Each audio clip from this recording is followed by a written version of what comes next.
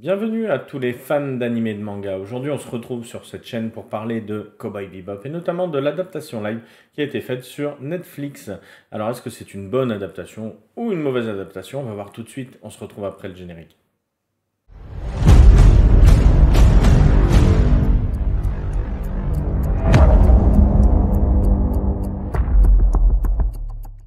Bon, alors au final, c'est quoi Cowboy Bebop? En fait, il s'agit d'une série d'animation de 26 épisodes créée par la société Sunrise en 1998 et réalisée par Shinichiro Watanabe.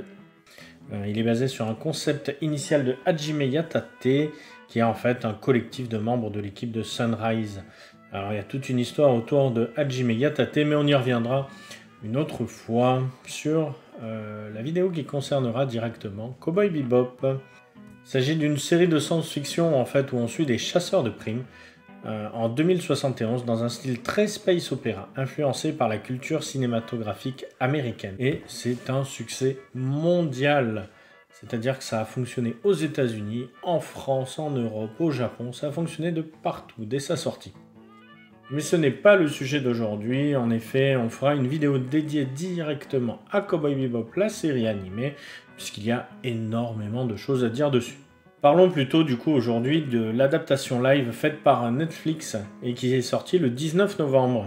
Est-ce que c'est une bonne adaptation de l'œuvre originale? C'est ce qu'on va voir tout de suite.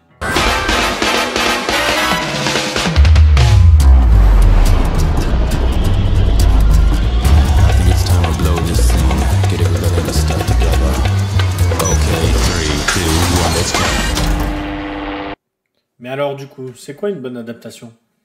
Eh bien, j'ai trouvé une réponse intéressante. C'est un scénariste français qui s'appelle Didier Ernotte, qui explique qu'en fait la difficulté vient du fait de retranscrire l'essence d'une œuvre au travers le regard de plusieurs personnes. Et dans ce cas précis, les différentes personnes, c'est le scénariste, le producteur, mais aussi les auteurs. Alors tout d'abord, il y a les producteurs qui vont orienter leurs décisions bien souvent en fonction du budget. En deuxième, bien évidemment, il y a le réalisateur qui lui va vouloir donner sa vision de l'histoire originale. Et son deuxième objectif, ça va être bien sûr de respecter le public de l'œuvre originelle, ça c'est important. Et en troisième, du coup, on va avoir le ou les scénaristes, ça dépend, qui vont essayer de synthétiser le propos et le discours intérieur de l'œuvre.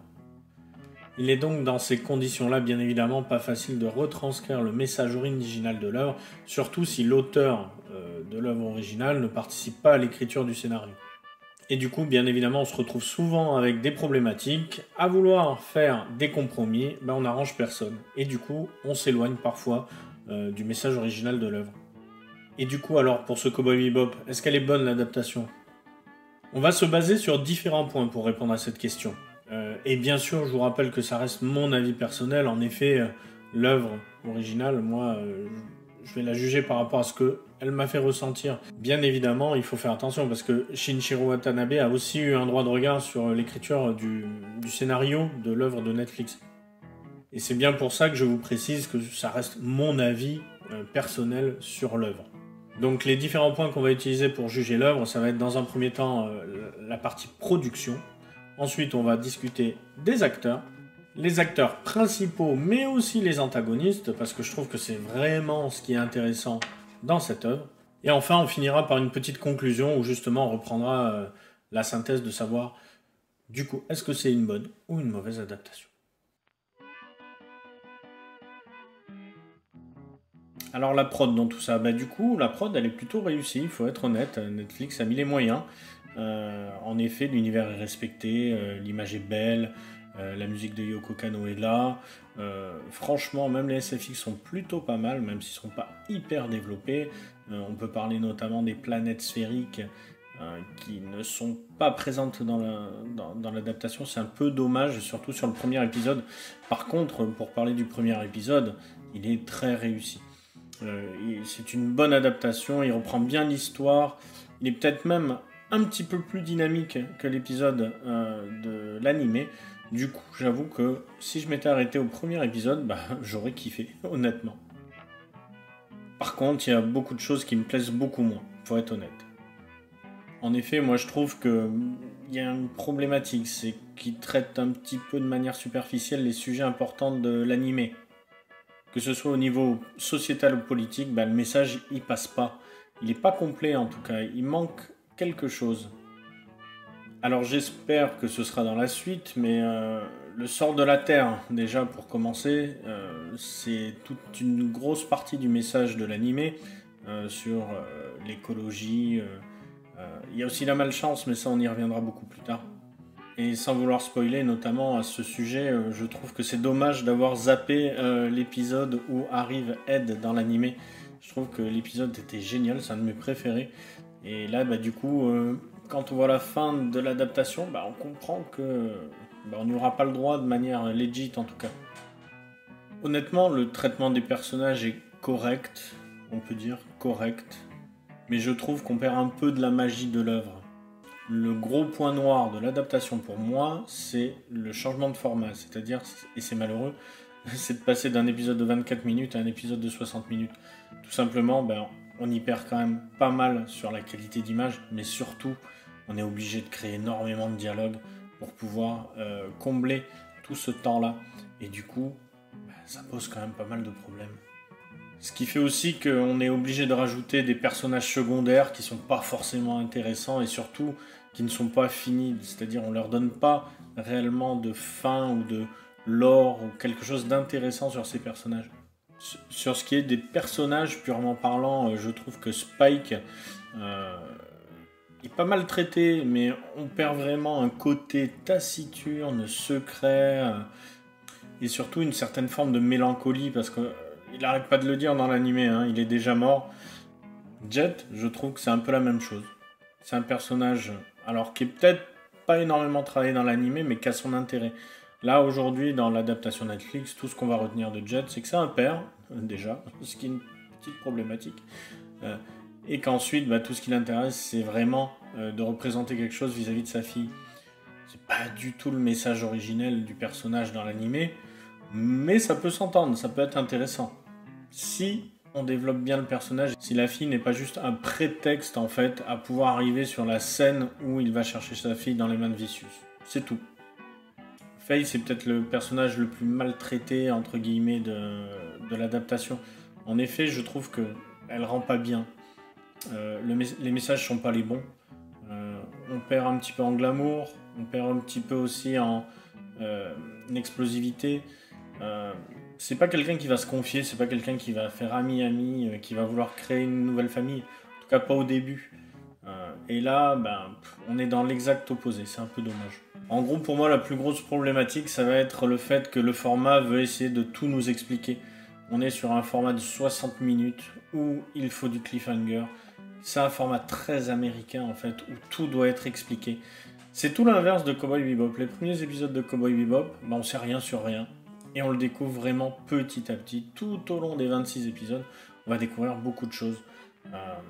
On découvrira le destin de Faye bien plus tard que dans l'adaptation Netflix, par exemple. C'est un petit détail, mais c'est pas grand-chose. Et il y a plein de choses comme ça.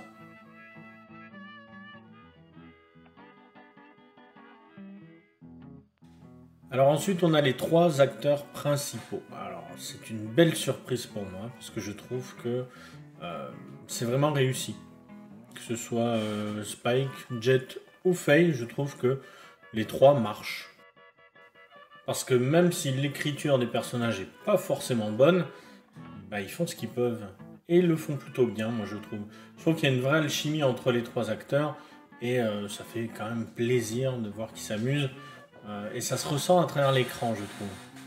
Alors, en premier, il y a John Cho qui est interprété Spike, qui s'en sort plutôt bien, je trouve. À la base, c'est un acteur comique qui était dans American Pie et d'autres films un petit peu dans ce genre, qui ensuite est parti sur un rôle un petit peu plus dramatique sur Star Trek, si je dis pas de bêtises, il me semble.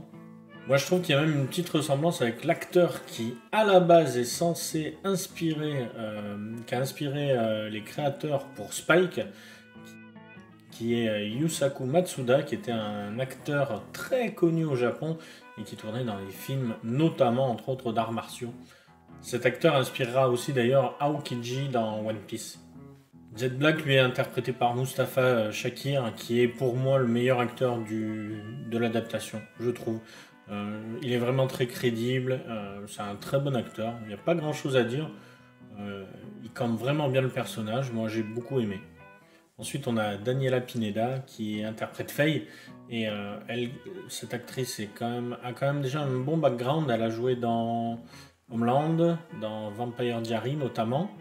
Une petite mention spéciale à l'actrice qui joue Anne ou Annie, j'ai bien aimé aussi la prestation. Par contre, il y a un truc qui m'a rendu fou, c'est que j'ai découvert bien après, en re-regardant les épisodes, que Gren, enfin je sais pas comment, je crois que c'est Gren il me semble, qui est un personnage important dans un des épisodes de l'animé, et en fait le personnage qui est dans le bar, et j'avais pas du tout capté sur le coup, c'est un truc de fou. J'avais vraiment pas capté que c'était ce personnage-là.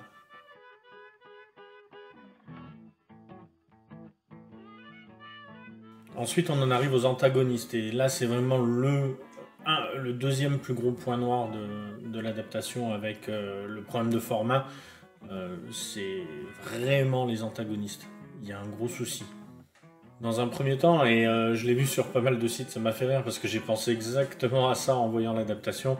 Il y a le cas Lucius Malfoy, ou Malfoy, qui m'a fait énormément rire. Tout simplement le Vicious, qui est mais alors raté, mais je pense que c'est le personnage de très loin le plus raté de l'adaptation. Vicious dans l'animé, il est aussi charismatique qu'impitoyable. Il est inquiétant, il est calme, et ce calme froid justement rend le personnage très iconique. Et là justement dans l'adaptation, ils ont complètement dévoyé son image. C'est presque une catastrophe. C'est presque une écriture du personnage à l'envers, tellement c'est l'inverse de ce que représente Vicious. Dans cette adaptation, il devient un personnage faible, grimaçant et psychologiquement instable. Alors, pour moi, ça n'a rien à voir. Et sans vouloir critiquer l'interprétation de l'acteur, qui pour moi en fait vraiment des tonnes, je ne pense pas que la direction artistique ait compris la dualité qu'il y a entre le personnage de Spike et de Vicious. Mais ça, on en parlera plus profondément et plus en détail dans la vidéo qui portera sur Cowboy Bebop.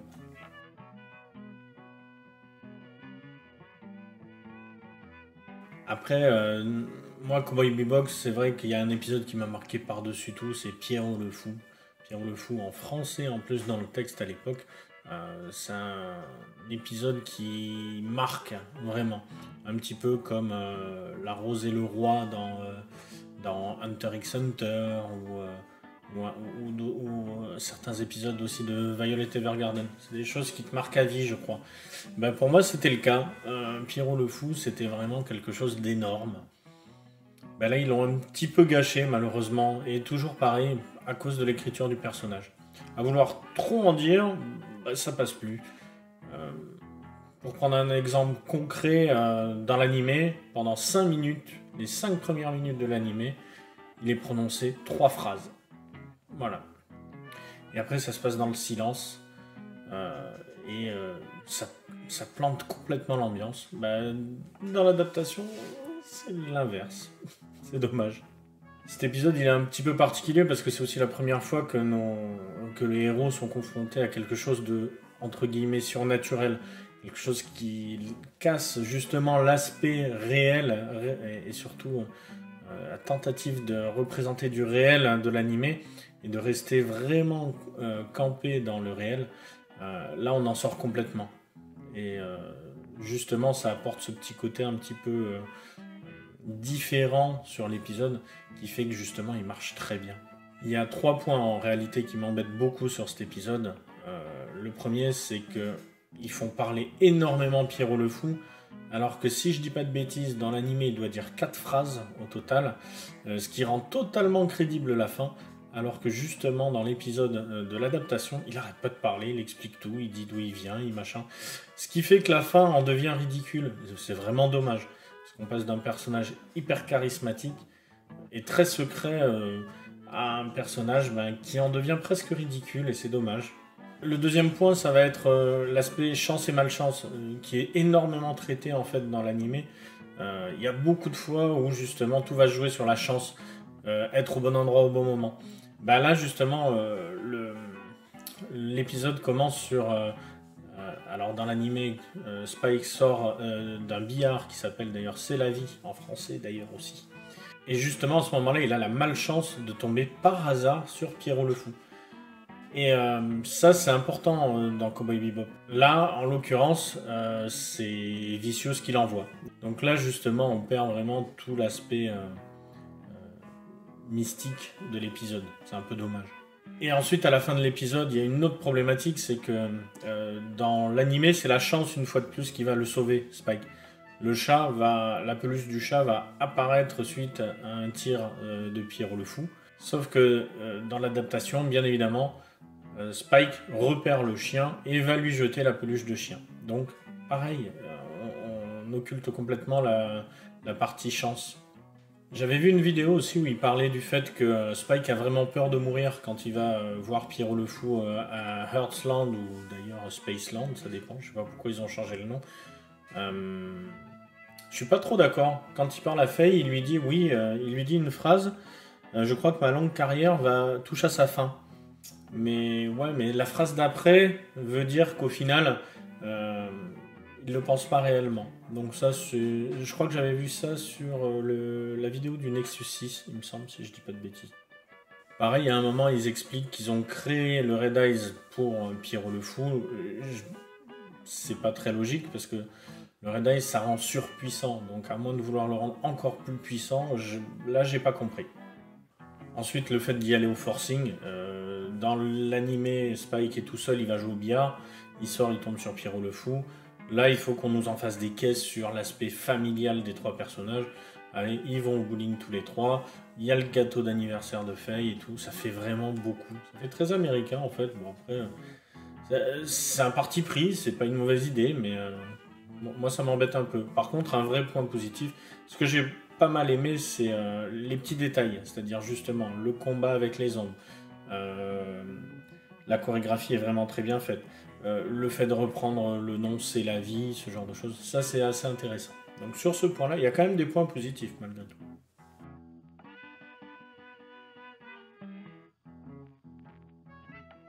Alors au final, je peux dire que depuis bientôt 20 ans, Cowboy Bebop fait partie de mes animés préférés.